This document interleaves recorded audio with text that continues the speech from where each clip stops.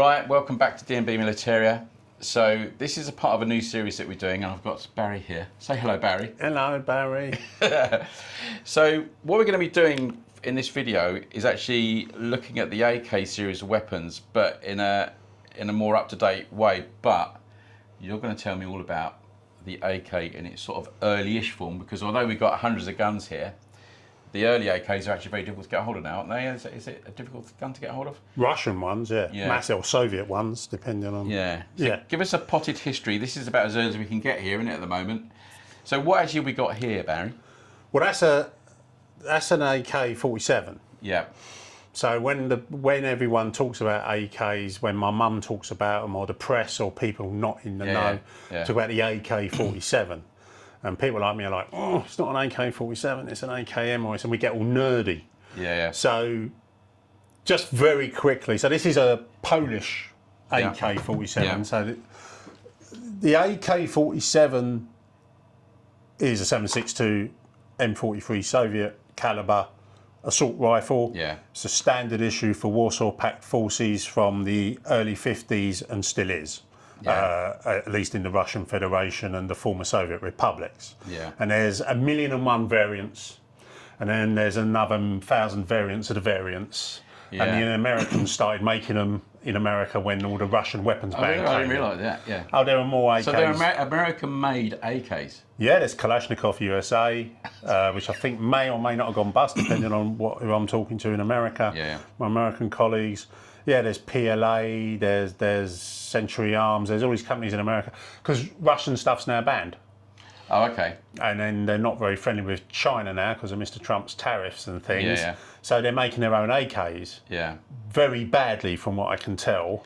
And That's a good point, though, isn't it? Because it sort of brings us to the point originally, what makes the AK so ubiquitous? Why is it still even in this form, in production, and why do people around the world want to make it? What's the key thing about the AK that everybody wants, or why do they want to make it? You've got something that very hard to break. Yeah. Very hard to make go wrong. Yeah. But I can teach a 10-year-old African child who doesn't speak English how to use and maintain in 10, 20 minutes. Which is the sad thing, isn't it, in a gun like this, yeah. Massively. I mean, we've had AKs here come in from deepest, darkest Africa with the stocks cut down here and the grips filed down and with cartoon stickers on of Power Rangers, and they're for children. It's so poignant, though, isn't it? When you see that, and it just makes you realise the terrible things, isn't it, that go on in this world. Mate, I'm a dad. Horrible. Yeah. Absolutely and horrible. And presumably, it's very easy to manufacture. Or not. Well, okay, so we go back to AK-47 and we whinging on it, but so the AK-47 has a forged, it's made from a forged steel billet, so the whole receiver's made out of forged steel. Yeah. Later models, it's all sheet metal that's folded up. Oh, okay. The first Soviet ones were actually folded sheet metal, because they had I thought they were all sort of stamped and pressed. Again, another video, we're going to the MP44 and did the Russians copy it. It's a massive subject. What the Russians did do is have captured MP44s and MP40s, obviously. And the Russians had done sheet metal guns. The PPS 43 submachine gun, one of the finest, most reliable submachine guns ever made, was sheet metal.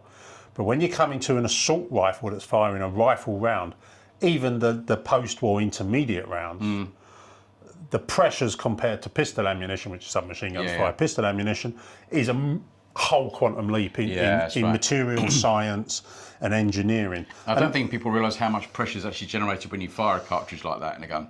Massive. It's a huge amount of pressure. Well, the gun's not the weapon. Yeah. The bullet's the weapon. Yeah. The gun's the missile chucker. That's right, yeah. It chucks the missile. It's the milk bottle with the firework in it, isn't it, at the end of the day? Basically, you're making a machine that's designed to explode. Yeah. So they're deceptively simple. So again, going slightly off topic, aeronautical engineering is the pinnacle. The next one down is small arms. Yeah. And then it's under that is cars and things, because the physics involved, the physical properties of the materials used, and if it goes wrong, you're losing half your face. That's right, yeah.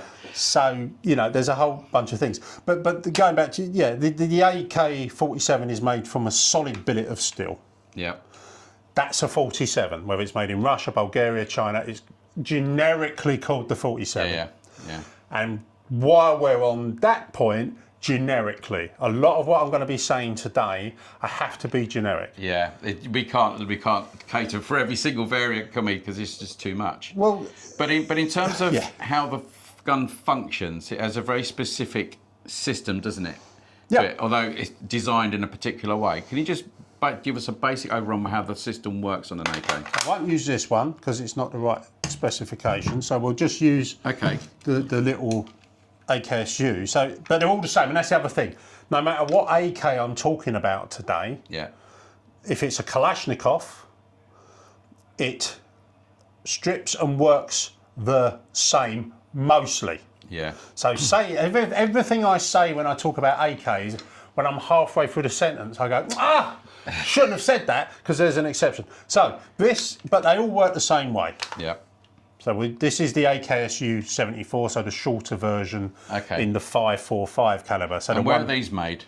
These are made in Tula in Russia. These are only made in Tula in Russia. Well, the originals. Yeah. Again, now they're being made in America and copies in Bulgaria and that.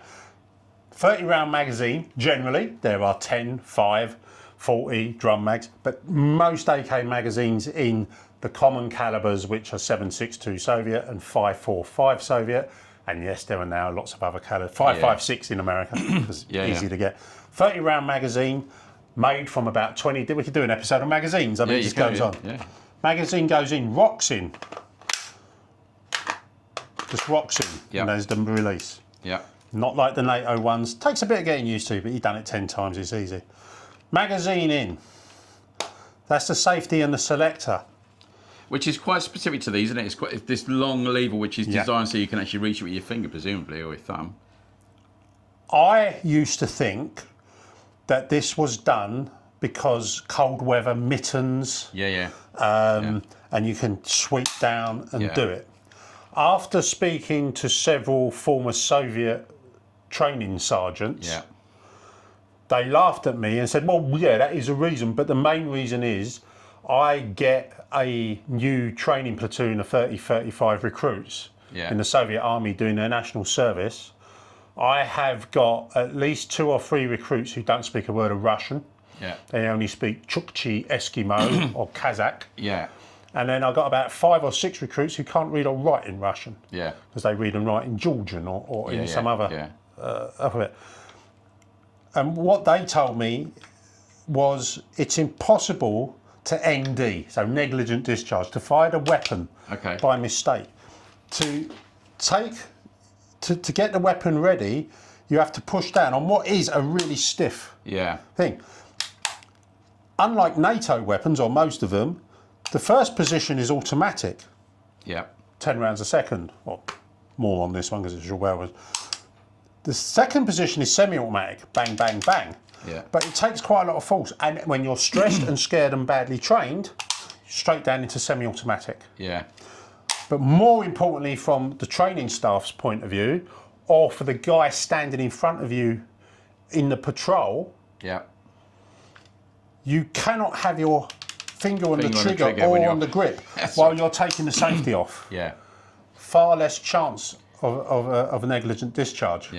And they're the sort of things that you only really get from people that are actually using them in the field and training people. I always find that stuff really interesting.